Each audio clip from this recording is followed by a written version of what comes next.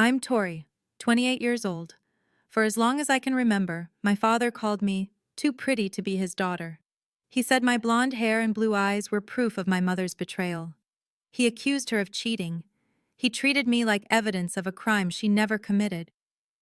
When he demanded I take a DNA test before he'd walk me down the aisle, I finally agreed. But the results didn't just prove him wrong about the affair.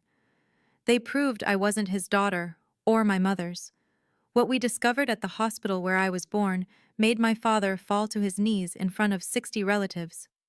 Before we dive in, if you enjoy stories about truth and family secrets, take a moment to like and subscribe. But only if this story truly resonates with you. Drop your location and local time in the comments. I'd love to know where you're listening from. Now let me take you back 6 weeks, to the night my father issued his ultimatum. It was a Sunday dinner at my parents' house in Fairfield, Connecticut, a 6-bedroom Tudor-style home my father loved to remind us he'd earned with his own 2 hands. The dining room gleamed with Restoration hardware furniture and Wedgwood china that my mother polished every week, as if perfection could somehow protect her from his accusations. My grandmother Eleanor sat at the far end of the table, her silver hair pinned back, watching my father the way a hawk watches a snake. My brother Marcus, 31 and the golden child, kept his eyes on his plate. My mother Diane clutched her linen napkin like a lifeline, and then Gerald Townsend cleared his throat. "I won't be attending your wedding, Tori." The words landed like a grenade. My mother's fork clattered against her plate. "Gerald," she whispered, "please, not tonight." But he was already reaching into his jacket pocket. He pulled out a folded document and slid it across the oak table toward me. "I've thought about this for a long time," he said, his voice steady, almost rehearsed. "I won't walk another man's daughter down the aisle, not until we settle this once and for all." I looked at the paper. It was a consent form for a DNA paternity test from a local clinic, his name already signed at the bottom. "You have 6 weeks," Gerald continued. "Take the test. Make the results public to the family. If you're mine, I'll be there. I'll even apologize." He smiled, but it didn't reach his eyes. "But we both know what the test will show."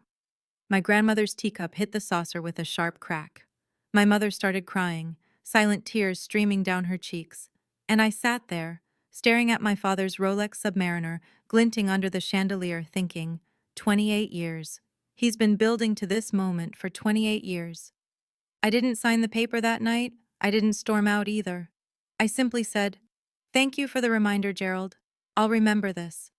And I meant every word. I should explain why that dinner didn't surprise me. By 28, I'd learned that my father's cruelty followed a pattern, predictable as the tide, twice as relentless. I was 7 the first time I understood I was different. I'd pressed my ear against my parents' bedroom door after hearing my mother cry, and I heard him call her a whore. "Look at that blonde hair," he spat. "Where did it come from, Diane? Certainly not from me." At 12, I wanted to join the school volleyball team. Gerald refused to sign the permission slip. "I'm not investing in someone else's kid," he told me, right in front of Marcus, who got new baseball cleats that same week. At 18, Marcus went to Boston University. Gerald paid every cent: tuition, housing, meal plans, spending money. When I got accepted to nursing school, he looked at me across the same dining table and said, "Your real father can pay for yours." So I took out loans. I worked double shifts at a diner. I graduated 6 years later with $60,000 in debt and a degree I'd earned without his help. The worst part wasn't the money or the missed opportunities. It was watching what his accusations did to my mother. Every argument they had, every disagreement about anything, bills, vacations, Marcus's career, somehow circled back to me. I was his weapon, his evidence, his constant reminder of her alleged betrayal. The night before I left for college, my grandmother Eleanor pulled me aside. "Keep every document from the hospital where you were born," she said, her grip firm on my wrist. "Your birth certificate, any paperwork. I have a feeling we might need them someday." I didn't understand then, but I kept the papers. And 18 years later, I'd finally learn why she told me to. That night, I drove back to my apartment in Hartford, a small one-bedroom that I'd furnished with secondhand pieces and pure stubbornness. Nathan was waiting on the couch, his laptop open to floor plans for a client. A glass of wine poured for each of us. He knew immediately something was wrong. What did he do this time? I told him about the DNA form, the ultimatum, the 6-week deadline. Nathan's jaw tightened with every word. Maybe you should just do it, he said finally. Take the test. Prove him wrong once and for all. Shut him up forever. I set down my wine glass, a cheap Target find, nothing like the Waterford crystal my father drank from, and looked at the modest diamond on my finger. Nathan had designed the ring himself, based on a sketch I'd drawn years ago in a journal. It's not about proving him wrong anymore, I said. It's about freeing my mother. Nathan went quiet. He knew the story I was about to tell. 5 years ago, I'd gotten a call from my grandmother at 2 a.m. She'd found my mother in the bathroom with an empty bottle of sleeping pills. The paramedics arrived in time, but just barely. Since then, Diane had been on antidepressants, seeing a therapist twice a week, building herself back piece by piece. Gerald never apologized. He never even acknowledged what his 23 years of accusations had done to her. He just kept insisting he was right. My mother gave that man 35 years of loyalty, I told Nathan. Complete faithfulness. And he repaid her with 28 years of calling her a liar. I picked up my phone and pulled up a local genetics lab I'd researched months ago. Gene Trust, independent, certified, and most importantly, not connected to Gerald. I'll take the test, but I'll do it my way. 2 weeks later, Gerald turned 60.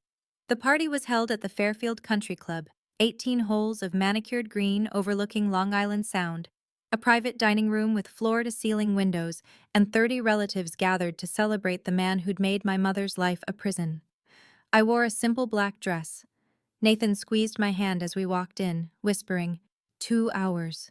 We can survive 2 hours. We couldn't. Halfway through dinner, after 3 glasses of Chateau Margaux, Gerald stood up to give a speech. He thanked everyone for coming. He praised Marcus for his brilliant career in finance. He raised a glass to my mother for her patience. Then his eyes found me. I see my daughter is here tonight, he said, and the word daughter dripped with air quotes. A few relatives chuckled uncomfortably. I hope she's been thinking about our conversation, about proving where she really comes from. The room went quiet. Dad, Marcus said, half rising from his chair. Maybe this isn't the time.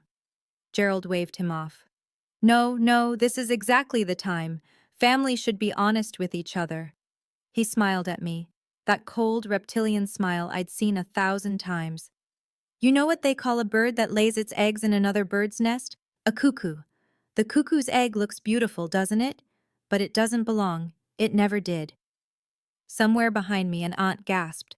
A cousin snickered. My mother stared at her lap, tears dripping onto her Cartier bracelet, a guilt gift Gerald had given her after one of their worst fights. I picked up my fork, set it down again, and stood. Every eye in the room turned to me. Thank you for the reminder, Gerald, I said, my voice steady. I'll remember this. Then I turned to my mother. Mom, would you like to step outside for some air? She took my hand, and together we walked out of that room, past the whispers, past the stares, past the man who'd spent 28 years trying to destroy us both. But I wasn't done, not even close. My grandmother caught up to us in the parking lot, her heels clicking against the asphalt like gunshots. Tori, wait! I turned.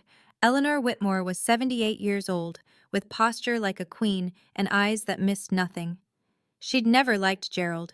That man thinks he's God's gift to engineering, she'd told my mother before the wedding. But he's just a small man with a big ego. Now she looked at me with something I'd never seen in her face before. Urgency. There's something I need to tell you, she said, glancing back to make sure Gerald hadn't followed. Something I should have told you years ago. She led us to a bench overlooking the golf course. The sun was setting, painting the sky in shades of orange and pink, and my grandmother's voice dropped to barely above a whisper. The night you were born, she said, something strange happened at St. Mary's Hospital. I felt my mother stiffen beside me. When the nurse brought you out to show me, your grandfather was still alive then. We were both there. She looked terrified. Her hands were shaking. She handed you to Diane too quickly, then practically ran out of the room. Mom, Diane said, her voice cracking. You never told me this. I tried to investigate. I called the hospital, asked questions. They stonewalled me. Told me everything was normal, all records sealed for privacy. Eleanor reached into her purse and pulled out a yellowed piece of paper. But I made a copy of your birth record before they locked everything down. I looked at the document. Time of birth, 11:47 p.m. I gave birth at 11:58, my mother said slowly. I remember looking at the clock. I remember because the doctor made a joke about almost being a leap day baby. 11 minutes. Something had happened in those 11 minutes. There's a name, my grandmother said, the head nurse that night, Margaret Sullivan. She retired 10 years ago. I have her address. The next morning, I walked into Gene Trust's Hartford office with 3 DNA samples. Mine was easy, a cheek swab sealed in a sterile tube. My mother's was voluntary. She'd given it to me the night before with tears in her eyes and steady hands. Whatever this shows, she'd said, you're my daughter. Nothing changes that. My father's was stolen. A few strands of hair plucked from the brush he kept in the guest bathroom, the one I'd used every Thanksgiving and Christmas for years, pretending I didn't notice the way he flinched when I reached past him for the soap. The technician at Gene Trust, a calm woman named Dr. Reyes, explained the process. Results in 3 weeks, legally admissible if needed. Complete confidentiality. I paid extra for expedited processing. My grandmother insisted on covering the cost. That afternoon, I tried calling Margaret Sullivan. The phone rang 6 times before someone picked up, a woman's voice, older, trembling slightly. Hello? Mrs. Sullivan? My name is Tori Townsend. I was born at St. Mary's Hospital on March 15, 1997. I believe you were the head nurse that night, and I can't help you. The words came fast, panicked. Mrs. Sullivan, please, I just need to ask. I don't know what you're talking about. Please don't contact me again. Click.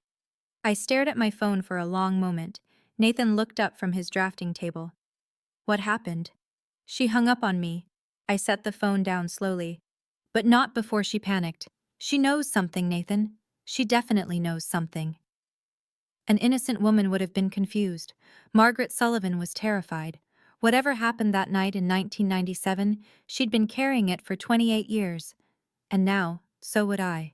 3 days later, the email arrived. Not to me directly, Gerald wasn't that subtle. He sent it to our entire extended family. Aunts, uncles, cousins, second cousins, people I hadn't seen since childhood. 47 recipients. My mother, my grandmother, and I were all CC'd. The subject line read, regarding Tori's wedding. I read it in my car, parked outside the hospital where I worked, my hands trembling against the steering wheel. Dear family, as many of you know, I have carried a burden for 28 years. I have endured doubt about my daughter's true parentage, and I have watched my wife refuse to admit the truth. I have asked Tori to take a DNA test and share the results with our family before her wedding. She has so far refused, which I believe speaks for itself. Until this matter is resolved publicly, I will not be attending the ceremony. I hope you will all understand my position. Attached is a family photograph from Tori's christening. I invite you to look closely and draw your own conclusions. Regards, Gerald Townsend. The attachment was a photo I remembered from my grandmother's mantel. Me at 3 months old, cradled in my mother's arms. Blonde hair, blue eyes, pale skin. Surrounded by Gerald, Marcus, and a dozen brunette relatives. Gerald had circled my face in red and added a caption, "Spot the difference." Within hours, the responses started flooding in. Some defended my mother. Most just asked questions. Careful, probing, curious about the drama. Marcus called me that night. "Just do what Dad wants," he said, his voice tight with frustration. "You're making this worse. You're ruining his reputation." I laughed, actually laughed, at that. "His reputation," I repeated. "That's what you're worried about?" He hung up without answering. 3 weeks after I submitted the samples, the email from Gene Trust arrived at 9:47 p.m. on a Tuesday. Nathan was traveling for work, a project consultation in Boston that couldn't be rescheduled. I was alone in our apartment, a half-eaten salad on the coffee table, my laptop open to a streaming service I hadn't actually been watching. The subject line was clinical. Your DNA analysis results. Secure document. I entered my password. I verified my identity. I opened the PDF. And then I read it 3 times, because the first 2 times the words didn't make sense. Subject A, Tori Townsend, shows 0% genetic match with Subject B, Gerald Townsend. I'd expected that. I'd prepared for it, even. Steeled myself for the confirmation that Gerald was right about one thing, even if he was wrong about everything else. But then came the second line. Subject A, Tori Townsend, shows 0% genetic match with Subject C, Diane Townsend. I stopped breathing. 0%. Not my father's daughter. Not my mother's daughter. I called Gene Trust's after-hours line, my voice cracking as I demanded to speak with someone, anyone, who could explain this. A technician walked me through the results. No contamination, no errors, no possibility of a mistake. The samples were clear, the science was conclusive. I was not related to either of my parents, which meant my mother had never cheated. Gerald had been wrong about that for 28 years. But it also meant something else. Something impossible. If Diane Townsend didn't have an affair, if she'd been faithful, like she'd always claimed, then how was I not her biological daughter? I sat on my kitchen floor with my back against the cabinet, my phone in my lap, staring at the ceiling. For 28 years, my father called my mother a cheater. For 28 years, he was wrong about the affair. But he was right about one thing. I wasn't his daughter. The question was, whose daughter was I? I drove to my parents' house the next morning, timing my arrival for 10 a.m. Late enough that Gerald would be at his golf game, early enough that my mother would still be in her robe, drinking Earl Grey in the sunroom. She looked up when I walked in, and her face immediately creased with concern. Tori, what's wrong? I sat down across from her and handed her my phone with the Gene Trust report on the screen. I watched her read it. I watched the color drain from her face, watched her lips move silently as she read the numbers again and again. When she finally looked up, her eyes were wild. This is wrong, she whispered. This has to be wrong. I called the lab, triple-checked everything. There's no mistake, Mom. But I gave birth to you. Her voice rose, cracking on the edges. I was in labor for 14 hours. I felt you come out of my body. I saw you, Tori. You were red and screaming and mine. I took her hands in mine. They were ice cold. I believe you, I said. Which means there's only one explanation. Something happened at the hospital. Someone switched us.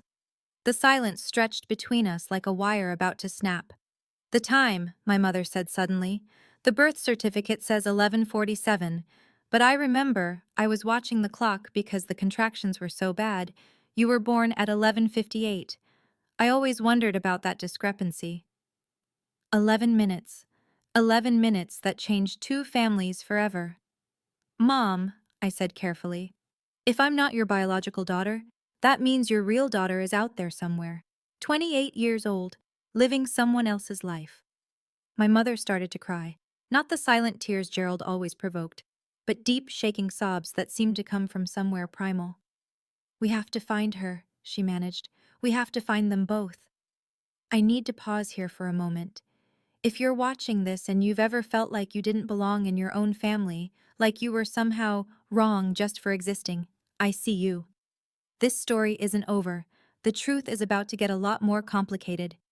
If you're invested in finding out what happened at that hospital, hit that subscribe button. Leave a comment telling me your theories. Now let me tell you about the nurse who finally broke her silence. Gerald found out about the DNA test before I could prepare. Marcus, always the obedient son, had seen the Gene Trust confirmation email on my mother's phone while visiting for lunch. Within an hour, my phone was ringing. So? Gerald's voice was triumphant before I'd even said hello. What did it say? Was I right? I didn't answer. I couldn't figure out how to explain that he was right and wrong at the same time. My silence told him everything he needed to know. I knew it. He laughed, actually laughed. A sound of pure vindication. 28 years, Tori. 28 years I've been telling everyone and no one believed me. But I was right. I was right all along. Gerald, does your mother know? Of course she knows. She's probably crying right now, trying to figure out how to spin this. I could hear him pacing, his excitement barely contained. I'm sending another email, to everyone, this time with proof. You don't understand. I understand perfectly. You're not my daughter. Your mother lied to me for almost 3 decades, and now everyone will know exactly what kind of woman Diane Townsend really is.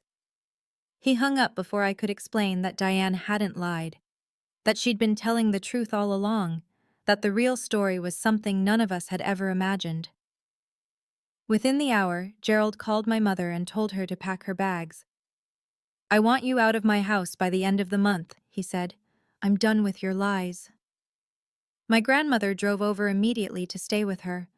When I arrived that evening, I found them both in the living room. My mother curled into the couch like a wounded animal, my grandmother standing guard like a silver-haired sentinel. He thinks he's won, I said quietly. My grandmother looked at me with those sharp, knowing eyes. Then let's show him the rest of the story. The next 3 days were the hardest of my life. I considered canceling the wedding, not because of Gerald, but because I couldn't bear the thought of my mother's vindication being overshadowed by white tulle and champagne toasts. Nathan refused. We're getting married, he said, holding my face in his hands. Period.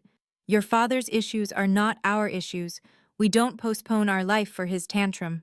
But I couldn't move forward without the truth, and the truth was locked inside Margaret Sullivan's memory.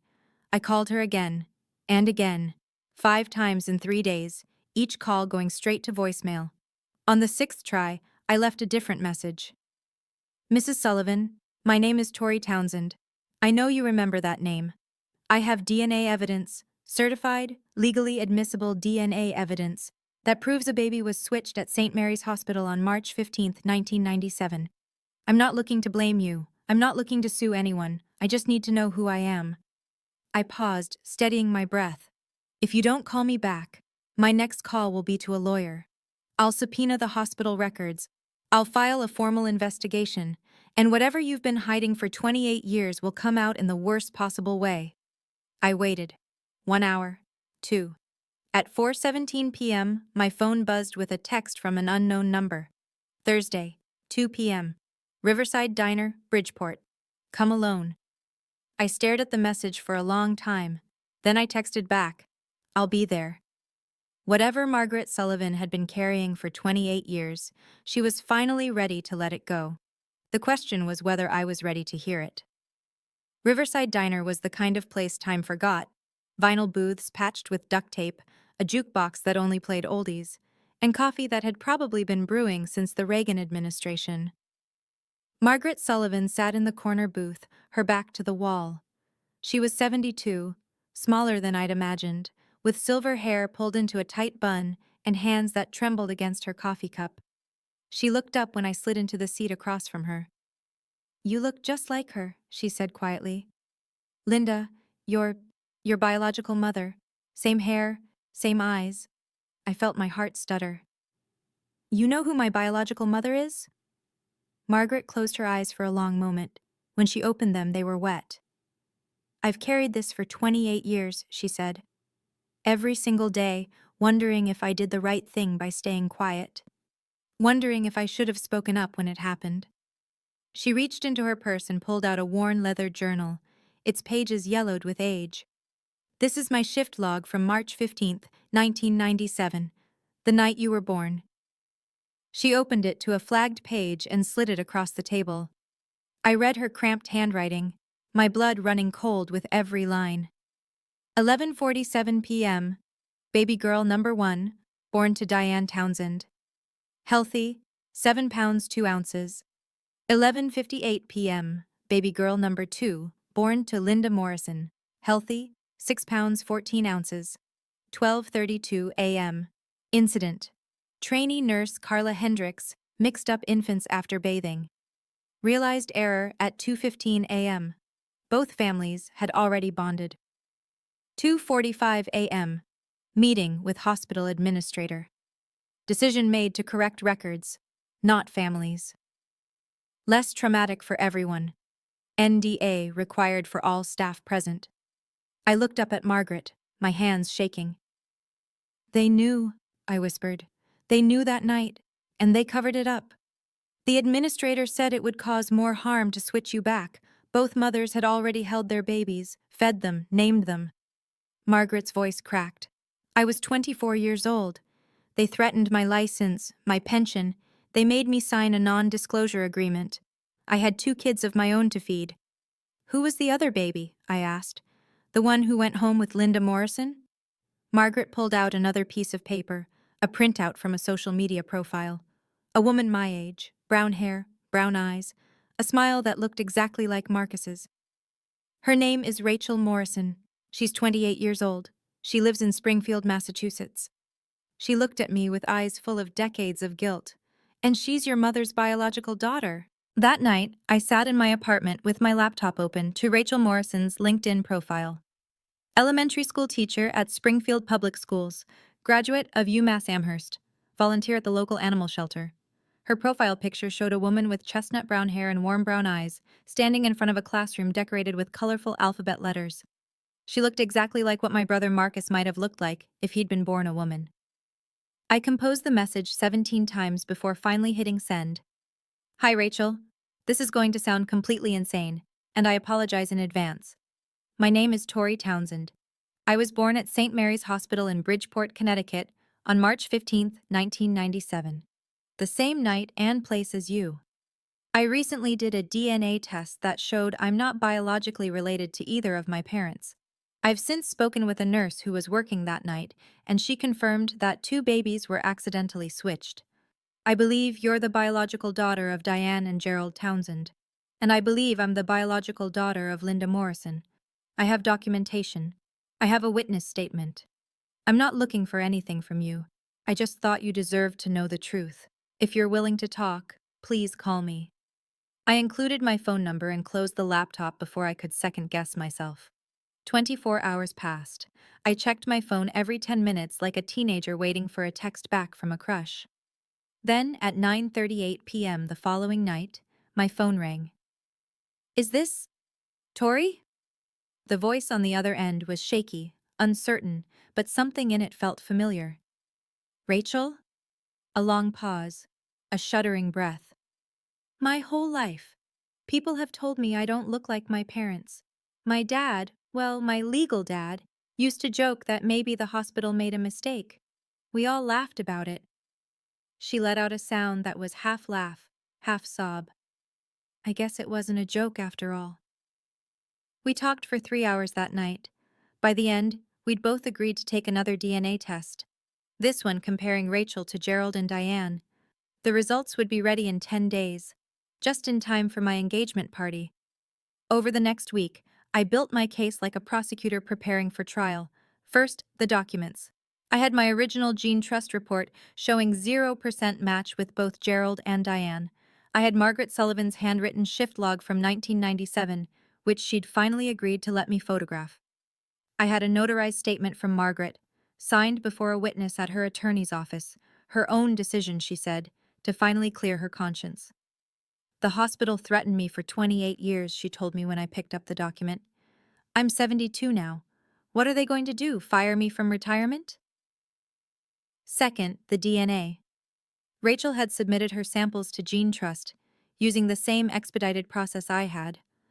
Her results comparing to Gerald and Diane would arrive 2 days before the engagement party. Third, the witnesses. My grandmother Eleanor would be there, of course. She'd been waiting 28 years for this moment. Margaret Sullivan agreed to attend, sitting quietly in the corner until needed, and Rachel, my biological sister in spirit, if not in genetics, would be waiting in the room next door. Are you sure about this? Nathan asked as we reviewed the plan together. Confronting him publicly? There's no taking it back. I thought about my mother, about the bottle of sleeping pills, about 28 years of being called a liar, a cheater, a whore. He wanted a public reckoning, I said. He sent that email to 47 people. He called me a cuckoo's egg in front of the entire family. I straightened the stack of documents on my desk. He doesn't get to slink away privately now. Everyone who believed him needs to see the truth. Nathan nodded slowly. Then let's give them a show they'll never forget. 3 days before the engagement party, Rachel's DNA results arrived. Subject A, Rachel Morrison, shows 99.97% genetic match with subject B, Gerald Townsend. Subject A, Rachel Morrison, shows 99.98% genetic match with subject C, Diane Townsend. I read the numbers 3 times, tears streaming down my face. Then I called Rachel. Can you meet me tomorrow, in person? We chose a Starbucks halfway between Hartford and Springfield, neutral ground for two women whose entire lives had just been rewritten by science. She was already there when I arrived, sitting at a corner table with 2 untouched lattes. When she saw me, she stood up so fast, her chair nearly tipped over. For a long moment, we just stared at each other. She had brown hair, brown eyes, a strong jawline that I'd seen on Marcus 1,000 times, a subtle dimple on her left cheek, the same one Gerald had. And I had blonde hair, blue eyes, a button nose and fair skin that matched the photos Margaret had shown me of Linda Morrison. We were strangers who should have been sisters. Sisters who were raised by the wrong families. "This is so weird," Rachel whispered. Then she laughed, and I laughed. And suddenly we were hugging in the middle of a Starbucks, crying into each other's shoulders while the baristas pretended not to notice. "I want to meet them," Rachel said when we finally pulled apart. "Diane and Gerald, my biological parents." "You will," I promised, "in 3 days." I didn't tell her that one of those parents would be on his knees when she walked into the room. The engagement party was held at Whitmore Estate, my grandmother's family home, a Georgian manor with rose gardens and fairy lights strung through century-old oak trees. She'd insisted on hosting to give you a proper celebration in a place where Gerald's ego can't reach. 60 guests arrived that evening in cocktail attire, aunts and uncles, cousins, family friends, and every single person who'd received Gerald's accusatory email. I wore a navy blue Reformation dress and carried myself like a woman who had already won. Nathan stayed close, his hand on the small of my back, steady as always. My mother arrived with my grandmother, her eyes still red from days of crying, but her posture straighter than I'd seen in years.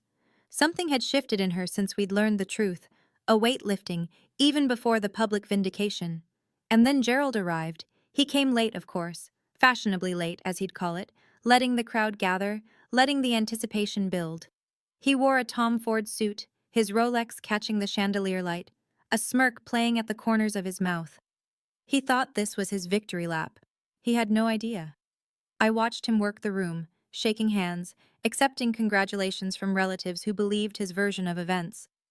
"Such a difficult situation," I heard an aunt murmur to him. "You've been so patient." Marcus stood beside him, uncomfortable but compliant, the loyal soldier he'd always been. In the corner of the room, Margaret Sullivan sat quietly with a glass of water, her hands still trembling after all these years. And in the room next door, through a door that connected to the main hall, Rachel Morrison waited for her cue. I checked my phone. Nathan nodded. It was time. Halfway through the cocktail hour, Gerald asked for a microphone. The room quieted as he stepped onto the small raised platform my grandmother had set up for toasts. He cleared his throat, adjusted his jacket, and smiled at the crowd like a king addressing his subjects. "First, I'd like to congratulate Nathan," he began. "You're a brave man, marrying into this complicated family." A few nervous chuckles rippled through the crowd. "But I think we all know why I'm really up here." Gerald's gaze found me in the crowd, and something cold flickered in his eyes. "There's been a lot of talk lately, a lot of speculation. I asked Tori to take a DNA test, and I know she did. What I don't know is why she's been hiding the results." The room went completely silent. So I thought I'd help her out. He reached into his jacket and pulled out a folded piece of paper. My son was kind enough to share a copy of the report with me. Marcus had the decency to look ashamed at least. Gerald unfolded the paper with theatrical slowness. 0% genetic match with Gerald Townsend. 0% genetic match with Diane Townsend. Gasps echoed through the room. My mother gripped Eleanor's hand. 28 years. Gerald's voice rose with vindicated fury. 28 years I've been telling everyone that something wasn't right. And now the science proves it. He turned to my mother, his face contorted with decades of accumulated resentment. You lied to me, Diane. You lied to everyone. And now the whole family knows exactly what kind of woman you really are. The silence that followed was absolute, and then I started walking toward the stage. You're right, Gerald. My voice was calm as I stepped onto the platform and took the microphone from his hand. He was so surprised he let me. The DNA test shows I'm not your biological daughter, and I'm not Mom's biological daughter either. Gerald's smirk widened. A few relatives exchanged knowing glances, but not because Mom had an affair. The smirk faltered. I turned to face the crowd, all 60 of them, every person who'd received that email, every relative who'd whispered about my mother for years. Let me introduce you to someone. I nodded toward the side door. Rachel stepped through. 28 years old. Brown hair, brown eyes, a jawline that was unmistakably, undeniably Townsend. The room erupted in murmurs. Someone dropped a champagne glass. Marcus made a strangled sound. This is Rachel Morrison, I said. She was born 11 minutes before me at St. Mary's Hospital on March 15, 1997. The night I was born, there was an accident. A trainee nurse mixed up two babies after bathing them, and the hospital covered it up to avoid a lawsuit. I pulled out my phone and tapped the screen. The wall-mounted display I'd arranged earlier flickered to life, showing the Gene Trust reports. Rachel's DNA shows a 99.97% match with Gerald Townsend, a 99.98% match with Diane Townsend. I let that sink in. She is your biological daughter, Gerald, the daughter you've been searching for. And she's been living in Massachusetts her entire life because a hospital made a mistake and chose to hide it. Gerald's face had gone white. He looked at Rachel, really looked at her, and I watched 28 years of certainty crumble. This is Margaret Sullivan, I continued, as Margaret rose from her corner seat. She was the head nurse that night. She has a notarized statement confirming everything I've just told you. The shift logs, the hospital cover-up, all of it. Margaret stepped forward, her voice shaky but clear. Mr. Townsend, I was there. I watched it happen. Your wife never betrayed you. Never. The hospital made us all sign NDAs. They threatened our jobs, our pensions. I'm sorry I didn't speak up sooner. I turned back to Gerald, whose hands were now gripping the edge of the platform like a man trying not to drown. You wanted science, Gerald. Here it is. Every document, every signature, every 11 minutes that changed two families forever. At that moment, standing on that stage with Rachel beside me, I felt something I'd never felt in 28 years. Vindication. Not for myself, but for my mother.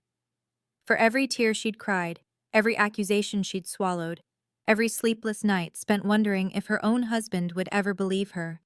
If this story is resonating with you, please share it with someone who needs to hear it. Sometimes the truth takes decades to surface. Now let me tell you what happened when Gerald finally understood what he'd done. Gerald Townsend had spent 28 years being certain that his wife had betrayed him, certain that his daughter was proof of her infidelity, certain that his suspicion made him righteous, that his cruelty was justified, that science would eventually vindicate him. Now science had spoken, and it had destroyed every foundation he'd built his identity on.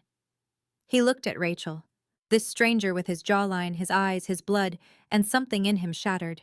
He looked at the DNA results on the screen, the numbers that proved him right about my parentage, but catastrophically wrong about everything else. He looked at Margaret Sullivan, whose trembling testimony had just demolished 28 years of accusations, and then his knees buckled. Gerald Townsend, proud, arrogant, certain Gerald Townsend, collapsed onto the platform like a puppet whose strings had been cut. He caught himself on one knee, his hand slapping against the hardwood floor, his chest heaving with ragged breaths. I didn't know, he whispered. How could I have known? How? You could have trusted her. My voice was quiet but carried through the silent room. You could have investigated. You could have looked for other explanations instead of assuming the worst about the woman who loved you. But the hair, the eyes. Genetics are complicated, recessive genes exist, hospital mistakes happen. I stepped closer, looking down at the man who had made my childhood a battlefield. But you chose suspicion. You chose cruelty. For 28 years, you punished Mom and me for a crime that never happened. From across the room, I heard a chair scrape back. Marcus, silent, compliant Marcus, stood up. For a moment, I thought he would come to his father's defense, like he always had. Instead, he walked past Gerald without a glance and crossed to our mother's side. Mom, his voice cracked. I'm sorry. I should have said something years ago. I should have. Diane pulled him into a hug, her tears soaking into his shoulder, and Gerald remained on his knees, watching his family choose each other over him. For 28 years, my mother had lived in Gerald Townsend's shadow. She had endured his accusations at breakfast and dinner, and every moment in between. She had cried herself to sleep more nights than anyone knew. She had swallowed his cruelty like medicine, telling herself that maybe, someday, he would see the truth. Now the truth was everywhere. On screens, in documents, in the face of a stranger who carried her blood. Diane stepped forward slowly, her heels clicking against the hardwood floor. The crowd parted for her. Even Marcus stepped aside. She stopped in front of Gerald, who was still on one knee, his face wet with tears. I'd never seen him cry before. 28 years, Gerald. Her voice was steady, stronger than I'd ever heard it. 28 years, I stayed because I loved you. Because I believed that someday you would trust me. Because I thought our family was worth fighting for. Gerald looked up at her. Diane, She raised her hand, cutting him off. Not yet. You don't get to apologize yet. The room held its breath. You owe me an apology in front of every person who received that email. You owe Tori an apology for every birthday you ruined, every graduation you ignored, every moment you made her feel like she didn't belong in her own family. She gestured toward Rachel, who stood frozen near the door. And you owe Rachel an apology for being the father she deserved but never had. Gerald's shoulders shook with sobs I hadn't known he was capable of. I didn't need the world to believe me, Gerald. My mother's voice cracked on the last word. I needed you to believe me, and you never did. She turned her back on him and walked to where Rachel stood. Hello? She said softly, tears streaming down her face. I'm your mother. I'm so sorry it took so long to find you. It took Gerald 3 attempts to stand. Marcus didn't help him. Neither did I. Neither did anyone in that room full of relatives who had, until 10 minutes ago, believed his version of events. He gripped the edge of the platform, pulled himself upright, and reached for the microphone I'd set down. His voice, when he spoke, was barely recognizable. Hoarse, broken, stripped of every ounce of the arrogance I'd known my entire life. I was wrong. 3 words, 28 years overdue. I was wrong about Diane. She never... His voice cracked. He tried again. She never betrayed me. I accused her for nearly 3 decades, and I was wrong. He looked at me, and for the first time in my life, I saw something other than suspicion in his eyes. Tori, I took things from you that I can never give back. Your childhood, your trust, money that should have been yours. He swallowed hard. I'll repay your student loans. All of them. It's not enough, but it's a start. Then he turned to Rachel, this stranger who was his daughter, this woman he'd never held, never known, never had the chance to disappoint. I don't know what to say to you. You're my daughter, and I've missed everything. Your first steps, your graduations, your entire life. His voice shattered on the words. That's something I'll regret until the day I die. Rachel was crying too. We all were at this point, but her voice was steady. We can start now, she said, if you're willing to actually be a father, instead of a judge. Gerald nodded, unable to speak. My grandmother stepped forward and handed him a tissue from her purse. Clean yourself up, Gerald, she said, not unkindly. You have a lot of work ahead of you. 1 week after the engagement party, I drove to Springfield, Massachusetts. The house was a modest colonial in a quiet suburb. White siding, blue shutters, a garden of wildflowers that had clearly been someone's labor of love. A far cry from my grandmother's estate or Gerald's Tudor mansion, but warm in a way those houses had never quite managed. Linda Morrison answered the door before I could knock. She was 56 years old, with blonde hair streaked with silver and blue eyes that were an exact mirror of my own. Looking at her was like looking into a time machine. This was who I would become in 30 years. Tori, her voice caught on my name. I've been staring at your picture all week. I kept thinking. I kept thinking I was dreaming. She pulled me into a hug that smelled like lavender and something else I couldn't identify. Something that felt, impossibly, like home. We sat in her kitchen for 4 hours. She showed me photographs of her childhood, of my biological grandparents who had passed away years ago, of the life I might have had if a trainee nurse hadn't made a mistake. She told me about her ex-husband, David, my biological father, who had died of cancer 3 years ago, never knowing that Rachel wasn't his. He used to joke that Rachel had old soul eyes, Linda said, wiping her tears with a kitchen towel. Now I understand. They were your eyes, Tori. They were always your eyes. I showed her pictures of my childhood, too. The blonde baby in a house full of brunettes, the girl who never quite fit, the woman who had finally found out why. I don't want to replace Diane, Linda said. She raised you. She's your mother. She is, I agreed. But maybe there's room for one more? Linda's smile could have lit the entire house. I'd like that, she said. I'd like that very much. 2 months later, I married Nathan Miller in the rose garden of Whitmore Estate, surrounded by fairy lights and family, both the one I was born into and the one I was raised by. My mother walked me down the aisle. Not Gerald. My mother. She wore a champagne-colored dress and held her head high, her steps steady for the first time in decades. Beside her, I wore a Vera Wang gown that she and my grandmother had insisted on buying for me. A proper wedding dress for a proper wedding, Eleanor had declared. Gerald sat in the second row, quiet and diminished. He didn't protest when I'd told him he wouldn't be walking me down the aisle. He didn't argue when I explained that this was my mother's moment, not his. He just nodded and said, "I understand."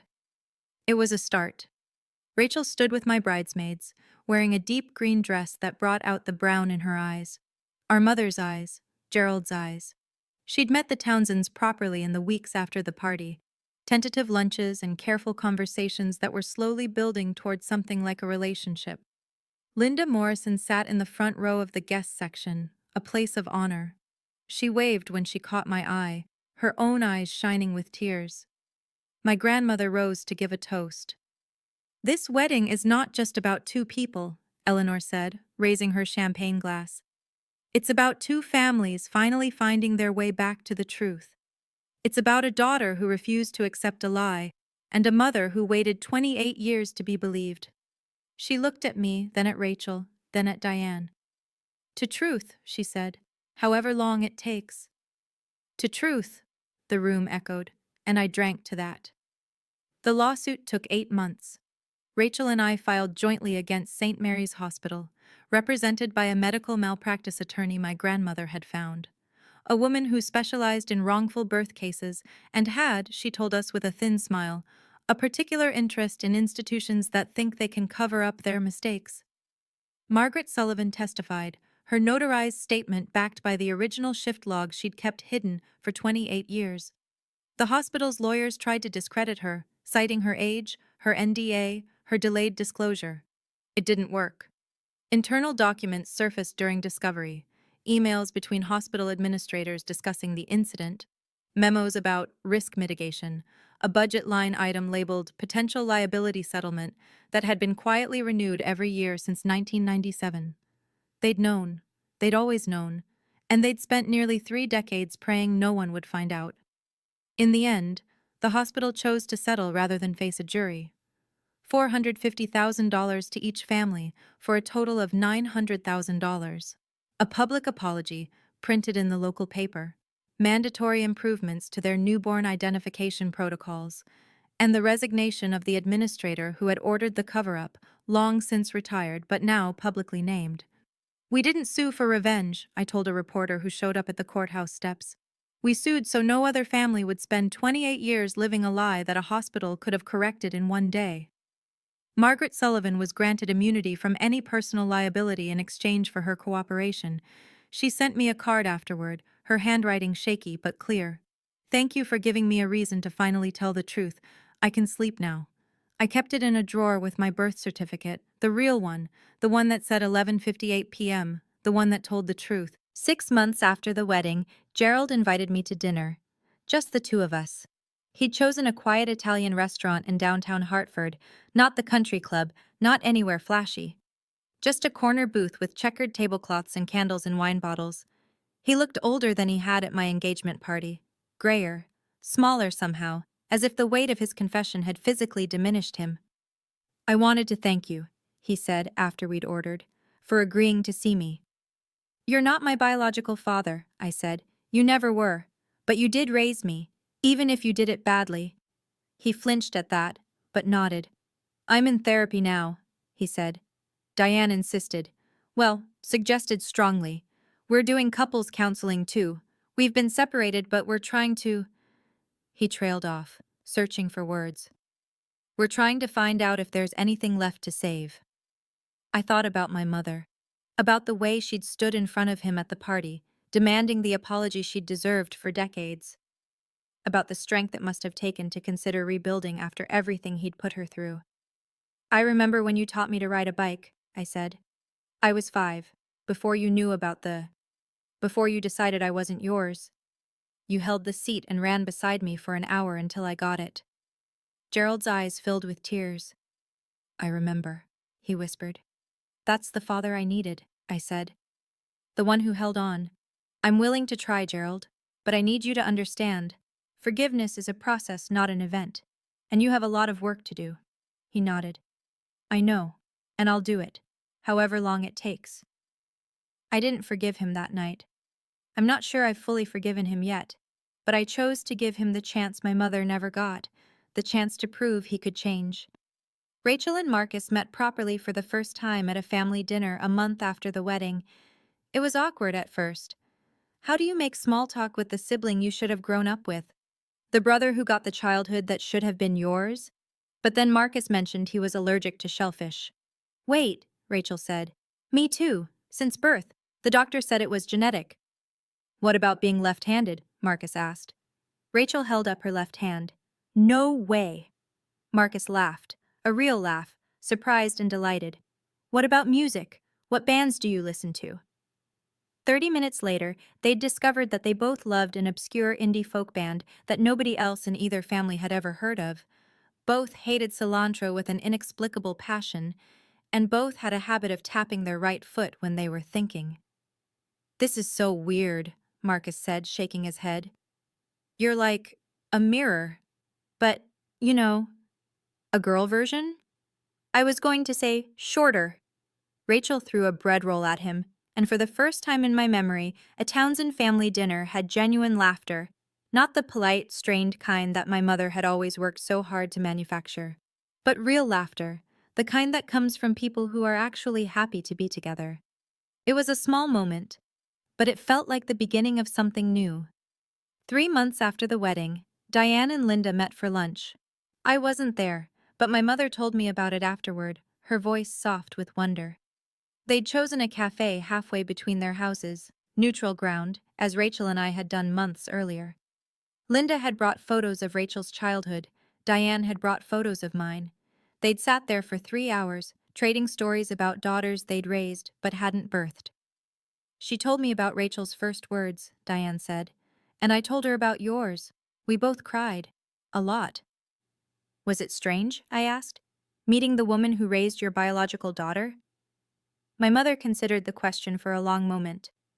"I thought it would be," she admitted. "I thought I'd feel, I don't know, jealous? Resentful? But when I looked at her, all I could think was, she loved Rachel the same way I loved you, completely, without question." She reached across the table and took my hand. "We lost 28 years," she said, "but we gained each other, and we gained the truth. That has to count for something." Linda and Diane have lunch together once a month now. They've become friends, an unlikely friendship, born from shared loss and unexpected connection.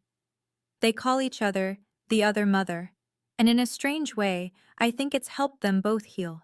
I'm sitting in our new apartment now, a 2-bedroom in a nicer part of Hartford, with room for Nathan's home office and space for the nursery we'll need soon.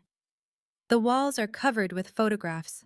My wedding day, with my mother on one side and Linda Morrison on the other. Rachel and me at Thanksgiving, our first holiday together. My grandmother Eleanor, looking triumphant at her birthday party last month. Nathan is in the kitchen making dinner.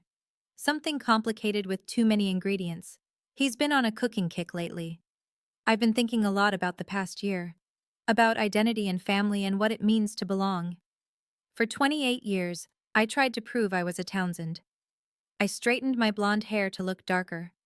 I learned to golf, because Gerald loved golf. I studied nursing instead of art because it was practical, reliable, not something a cuckoo's egg would choose. I spent my whole life trying to fit into a mold that was never meant for me. Now I know.